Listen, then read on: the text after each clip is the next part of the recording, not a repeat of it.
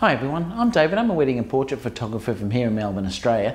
What I wanted to talk to you today is actually about the bags that I use, because a lot of people ask me all the time, what bags do I actually use for my work? As you know, the people that follow me, I do a lot of fusion, which is video and stills.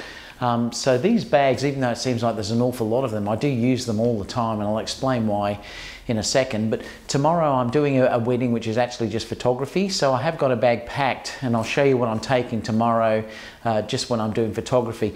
Clearly, if I'm doing video, I do need a lot more to take, and I'll show you inside the bags just basically, and I'll sort of talk to you about what I put inside them as well. They're all Thinktank. Now, I'm not sponsored by Thinktank at all. I've purchased all of these for myself over the years. I've got 4 of them. There's 2 of them that are the same. This one here is the Airport Security V2.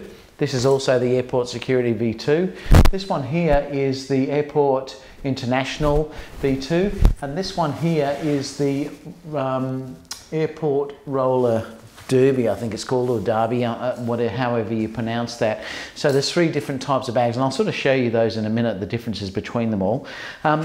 They're basically indestructible. That's what I love about these bags so much. They really are strong. Like, the zips are incredibly strong. I often feel these like they're almost bursting, and the zips have never let me down. They have pockets sort of everywhere. They've got a raincoat that's attached underneath these zips right through here. They've all got the handle, which will come out. Now, the handle itself, you would think it's flimsy because it does move, but like I said, I've probably had this probably 4 or 5 years, and it's never let me down. I'll put the equivalent bags down below so you can sort of see what the equivalent bags are nowadays, in case if you did want to buy something. They even have a serial number that's listed on these as well, in case if it gets stolen. So the handle is really quite strong, even though it doesn't feel very strong. These Airport Security V2s also have a backpack system in them, so you can use them as a backpack if you want to.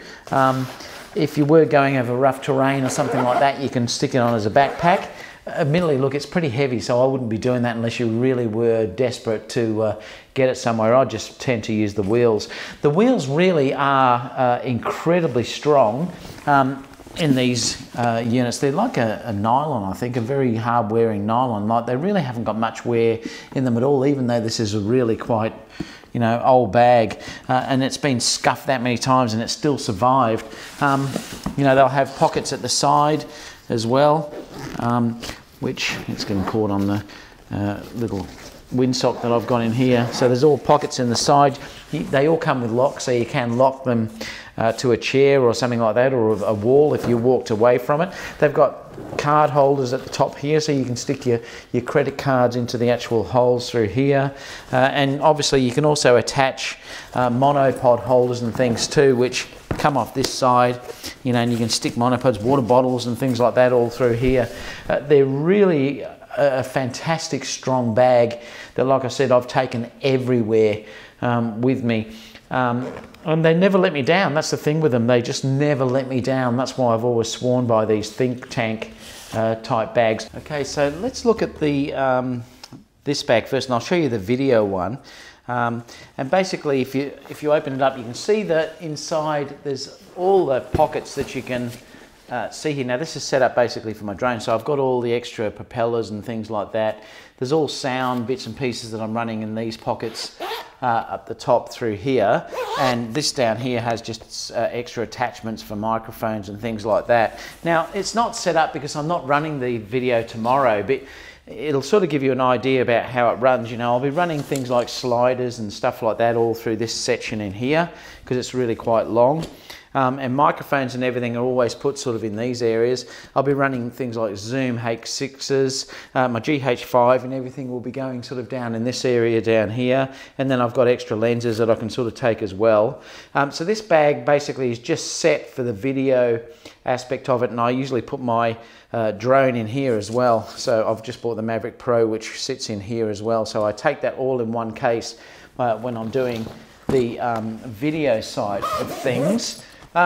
So that's that one. Now, the lighting itself, if we look at the lights, I'll just move that out of the way, and then we'll look at this one. This one here is for lighting, so it's a little bit smaller. And you can see I've just put a custom cutout inside here, and this is where I'll put things like the Neo rotor lights and stuff will sit down the sides down here. The ice lights usually go into the front pocket, so I can run them sort of in here and run ice lights actually in that section there. And again, I'll have batteries and things like that which will run in here, and the small sort of lights will sort of sit inside this as well, in all these different pockets. And that's what this is especially for. So this will be all of my lighting type gear, and I've got things like all of the colour gels and things like that. There's elastic bands, stuff like that that will run in here, and these are just pockets that I'd fill up if I was actually going out to shoot as well. My ND filters sometimes can go in, they'll go in with the video bag, because I only use ND filters if I'm dealing with the video. So that's what I'll use for lighting. And then for my flash work, I've got extra flashes. This is all I take though when I'm doing a wedding. I only take the 2. But this is the basic one I use for my flash. So the actual, in here I've got some grids and things like that, where I can use colour filters and stuff like that. The air remotes are sitting inside these sections as well. So if I open that up, you'll see that the air remotes are sitting inside here.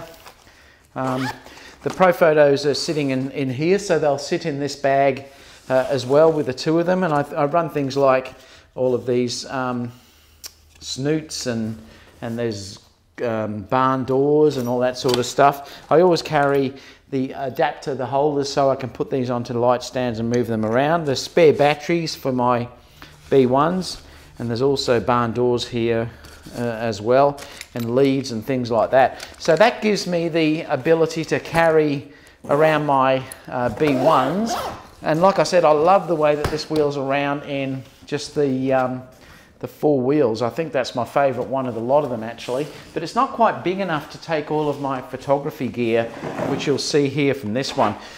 In the back of this one, I've just got my batteries, so I'm taking a whole stack of batteries in here, and I use any loop batteries, so I'm using a heap of those, and I do always make sure I've got more than what I'll need.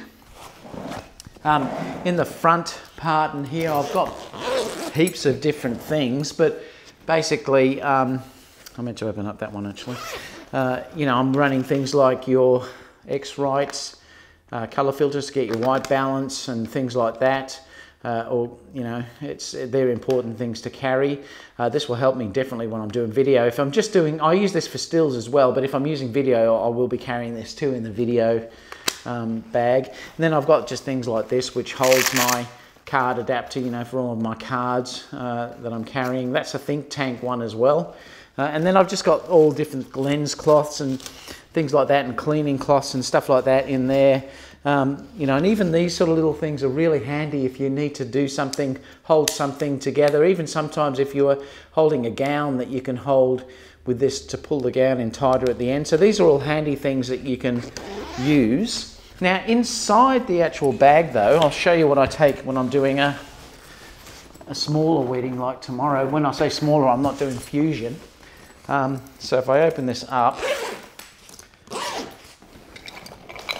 so you can see here, I'll just go through this part first.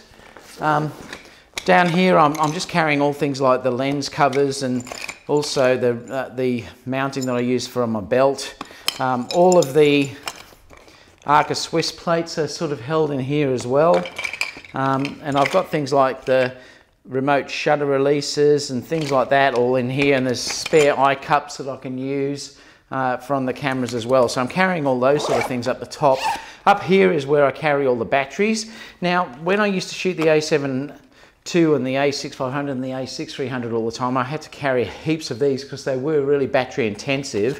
Now I'm just using the Sony batteries. I have got 4 of these, but to be honest, I've only ever used about 1 1/4 in a day of really heavy shooting. Most of the time now I'm tending to just use one of these batteries, and it lasts me the whole day. Up the top here again, I've got spare different size ones of these little filter, the eye cups that you can use. I carry the original ones just in case if I ever need them as well. But there's lens cleaning cloths inside there. Up the top here, there's just some separate leads that I carry in case if I need to plug into things and stuff like that. So that's all the stuff that's in there. But in the lens compartment, this is what I'll be taking tomorrow when I do the wedding tomorrow. So I've got an A7R2 I mean here, and I'm just running the 35 2.8 actually on this lens to start with tomorrow.